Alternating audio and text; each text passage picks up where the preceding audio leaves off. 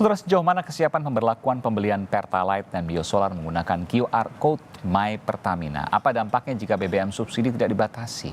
Kita akan berbincang dengan anggota Dewan Energi Nasional dan Satya Widya Yuda. Selamat malam Pak Satya, saya selalu. Selamat malam Mas Aiman. Iya, kalau kita lihat sekarang tanpa menggunakan My Pertamina pun, saya beberapa kali ke luar daerah, itu antriannya luar biasa untuk biosolar terutama ya.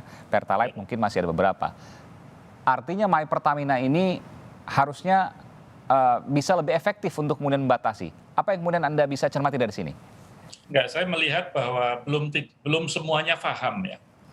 Belum semuanya paham, sehingga di dalam masa transisi ini pasti timbul sesuatu yang agak chaos ya. Karena mereka Chaos, juga antrian tidak tahu, maksudnya? ya chaos dalam arti kata mereka pun tidak tahu gitu apakah dia boleh atau tidak mengkonsumsi Pertalite atau mengkonsumsi solar.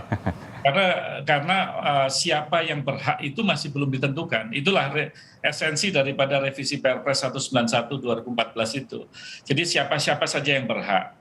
Kan kemarin sudah muncul ya bahwasanya mobil 2.500 cc ke bawah yang boleh, kalau di atas daripada itu tidak boleh. Itu kan masih spekulatif karena aturan hukumnya masih belum ada. Nah, dan yang mesti disadari juga bahwa kuota ya baik itu Pertalite ataupun juga solar itu sudah over. Jadi kalau kita pakai ukuran Mei tadi yang disampaikan kan ukuran Juni ya, ukuran Mei saja untuk solar itu udah 111% coba dari kuota. Ini bulan Mei loh.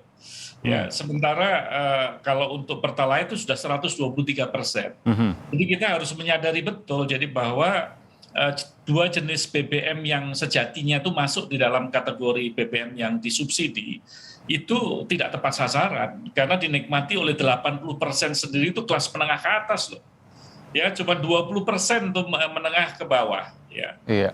Yang kita lihat. Jadi menurut saya memang ini merupakan satu kerja yang maraton gitu yang dilakukan oleh Pertamina. Di samping ya bahwa Perpres 191 2014 itu yang menjadi payung hukum bisa segera diselesaikan. Ya memang dalam hal ini lagi dikerjakan. Pak Satya, jadi begini, ini kan sekarang orang banyak yang kemudian berpikir, ketika saya mau daftar My Pertamina, saya bisa nggak? Tentu itu ada yang ada di benak orang banyak hari ini.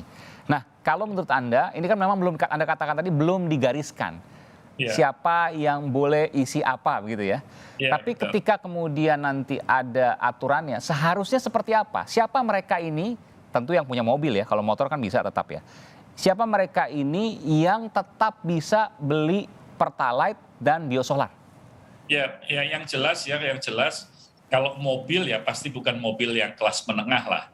Ya, kelas menengah tuh kan relatif tuh, di atas harga berapa atau mungkin tahun berapa? CC-nya yang tadi disampaikan dugaannya adalah 2.500 ke bawah ya. Oke. Lantas yang tidak kalah penting kepemilikan ya, karena bisa juga satu orang mempunyai kelas yang di bawah tapi dia punya 10 dengan nama yang sama. Oh itu Pak, itu ada juga ya? Oke, baik. Iya, itu kan otomatis sebetulnya dia masuk kelompok yang tidak berhak. Jadi sebetulnya ke masalah individu itu juga menjadi penting. Jadi verifikasi daripada mobil dengan nama.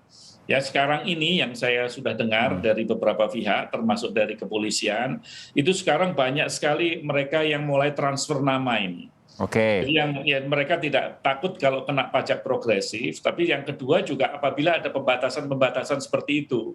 Karena kalau namanya masih belum dipindahkan, ya karena mungkin mereka waktu jual beli kemarin itu tidak memikirkan ya sudah pakai nama yang lama gitu. Tapi bagi yang memiliki nama lama itu, karena dia punya kendaraan yang lain, bisa-bisa dia bisa nggak dapatkan. Karena dianggap bahwa dia sudah satu mobilnya sudah terregistrasi. Jadi mobil yang lain bisa tidak mendapatkan. Jadi yang pertama CC di bawah 2.500. Padahal sekarang mobil CC 1.500 saja karena turbo misalnya ya, itu bagus-bagus loh, mahal-mahal di atas 500 juta gitu kan. Artinya CC juga nggak bisa jadi patokan seharusnya. Lalu kemudian kepemilikan oke lah betul, ada berapa jumlahnya meskipun bisa diakali juga. Nama suami, nama istri, nama anak misalnya dan lain sebagainya, beda kakak dan lain sebagainya. Itu kan bisa diakali seperti itu. Betul.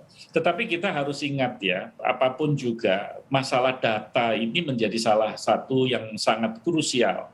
Dan kita harus memulai, karena kalau kita nanti argumentasinya itu adalah wah kita tidak siap, kita mungkin ada data yang double dan lain sebagainya, tidak pernah kita hadapi, ya kita tidak pernah sempurna. Siapa yang membayangkan ya bahwasanya saat ini kita bisa memiliki KTP yang bisa dipindahkan dengan mudah, tersentralisasi, ya datanya itu menjadi data tunggal, kan tidak kebayang 5-6 tahun yang lalu.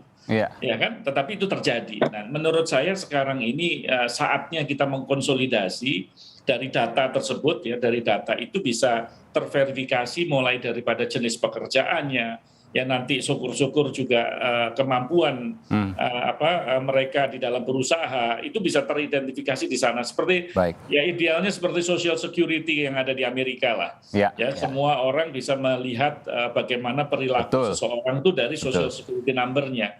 Nah itu kita menuju ke sana, Mas Saiman. Jadi datanya tidak terpisah-pisah, semua terpusat dan semua tahu. Paling tidak yang paling gampang kan dari bayar pajaknya berapa, itu yang paling mudah sebenarnya. Ya betul. Tetapi juga kita harus lihat yang punya data saat ini kan Kemensos itu yang paling akurat ya, paling tidak ya. Kalau kita melihat dari sisi penerima bantuan langsung itu kan juga ada di kementerian itu.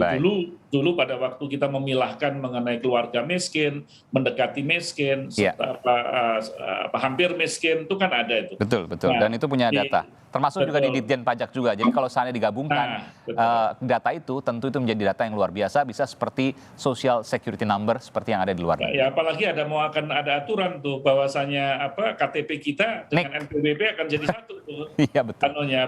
Harusnya lebih mudah lagi. Jadi saya yakin bahwa ini bukan hal yang sulit bagi Pertamina untuk kemudian bisa menyortir siapa yang bisa, siapa yang tidak. Tentu bagaimana kemudian terkait dengan pengambilan datanya secara undang-undang itu juga hal yang lain. Tapi yang jelas harus tepat sasaran, itu yang kita sepakati bersama. Baik, terima kasih. Ya, terima kasih Mas Saiman. Terima kasih Pak Satya Yuda dari Dewan Energi Nasional. Selamat malam, sehat selalu.